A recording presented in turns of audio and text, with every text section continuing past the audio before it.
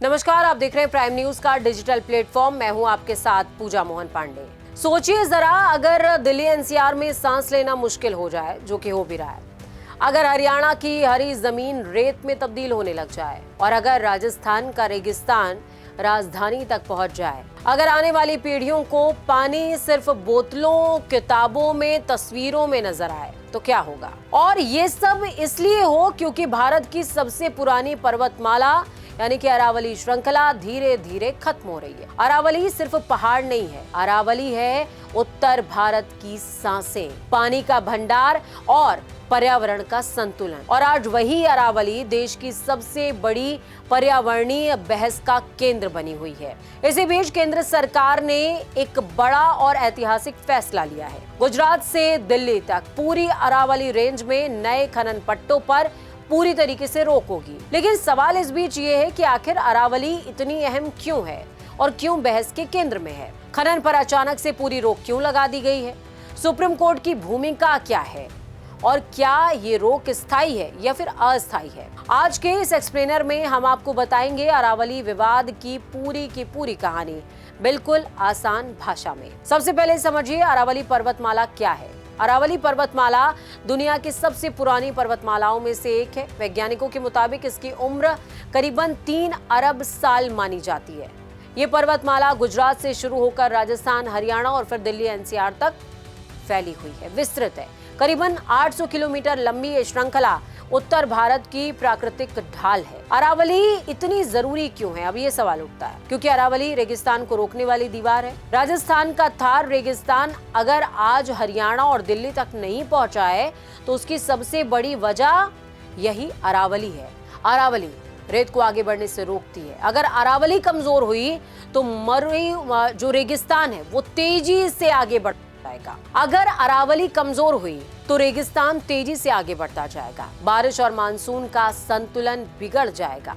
अरावली मानसूनी हवाओं को रोकती है और मोड़ती है, एक दिशा देने का काम करती है। और यही वजह है कि राजस्थान, हरियाणा, पश्चिम उत्तर प्रदेश, इन तमाम इलाकों में बारिश संभव हो पाती है। लेकिन अरावली खत्म हुई तो बारिश का पैटर्न बिगड़ जाएगा। भूजल रिचार्ज का प्रमुख जोन अरावली क्षेत्र है। यहाँ की चट्टानें पानी को रोककर धीरे धीरे जमीन में पहुंचाती हैं और फिर उसको बाहर छोड़ती हैं। लेकिन अगर खनन हुआ, पहाड़ टूटे, पानी बह गया, भूजल खत्म हो गया तो सब कुछ खत्म हो जाएगा। जंगल और जैव विविधता अरावली में पाई जाती है। सैकड़ों पौधों की प्रजातियां, औषधीय वनस्पतियां, तेंदुआ, सियार, नीलगाय, प्रवासी और स्थानीय पक्षी, ये सब अरावली में है। खनन हुआ यानी जंगल खत्म, जंगल खत्म यानी कि जीवन खत्म। अब ये सवाल है कि जब अरावली इतनी खास है तो खनन हो क्यों रहा है?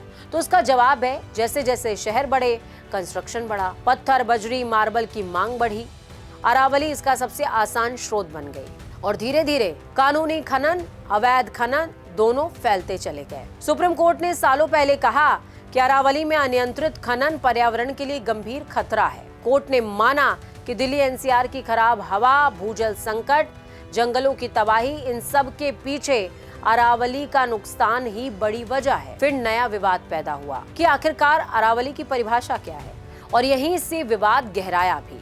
हाल ही में अरावली की नई परिभाषा को लेकर के केंद्र सरकार पर आरोप लगे हैं। आरोप क्या है समझिए। आरोप ये है कि नई परिभाषा ऐसी बनाई गई जिससे अरावली का बड़ा हिस्सा तकनीकी रूप से अरावली से बाहर आ जाए और वहां खनन को मंजूरी मिल जाए। पर्यावरणविदों ने, यानी कि जो पर्यावरण को समझते हैं, इससे कानूनी रास्ते से पर्यावरण को नुकसान बताया। इस बीच सुप्रीम कोर्ट ने कहा कि जब तक अरावली के लिए एक वैज्ञानिक और सतत खनन प्रबंधन योजना नहीं बनती है तब तक नई खनन लीज नहीं दी जाएगी। जी हाँ, अब आपको समझना होगा कि MPSM है क्या। MPSM यानी कि management plan for sustainable mining, यानी कि सतत खनन प्रबंधन योजना। इस योजना में तय किया जाएगा कि कहां खनन पूरी तरीके से बंद रहेगा, कहां सीमित खनन संभव है, कौन से इलाके संरक्षित होंगे, पर्यावरण की भरपाई कैसे होगी, इन तमाम बातों को तय किया जाएगा। इसके बाद आता है ICFRE, यानी कि Indian council of forestry research and education. Court ने ICFRE को जिम्मेदारी दी कि पूरी की पूरी अरावली रेंज का वैज्ञानिक अध्ययन होना चाहिए। संवेदनशील इलाकों की पहचान होनी चाहिए, संरक्षण होना चाहिए, पुनर्वास की योजना बननी चाहिए। इस बीच 21 दिसंबर को केंद्र सरकार ने राज्यों को परामर्श जारी किया।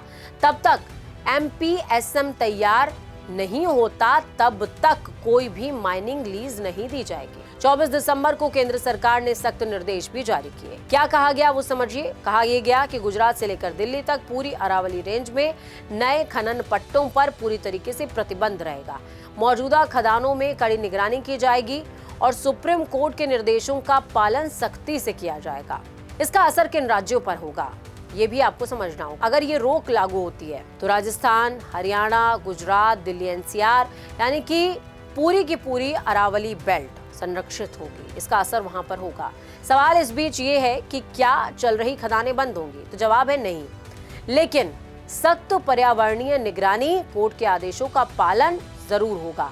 नियम टूटे तो खदान बंद हो जाएगी। अब आपके जहन में सवाल होगा कि आखिरकार ये फैसला इतना अहम क्यों है? वजह है क्योंकि पहली बार पूरी अरावली रेंज पर एक तरह की रोक लगी है और पहली बार विज्ञान आधारित नीति पर जोर दिया जा रहा है। पहली बार संरक्षण को प्राथमिकता दी जा रही है और वजह है राजस्थान के लोग जो अरावली के लिए खड़े हैं। कहानी है विकास बनाम पर्यावरण और सवाल सीधा है, अगर पानी नहीं, हवा नहीं, जंगल नहीं तो विकास किसके लिए? अरावली बची तो शहर बचेंगे, अरावली टूटी तो संकट बढ़ जाएगा। क्योंकि अरावली सिर्फ पहाड़ नहीं है, उत्तर भारत का सुरक्षा कवच है।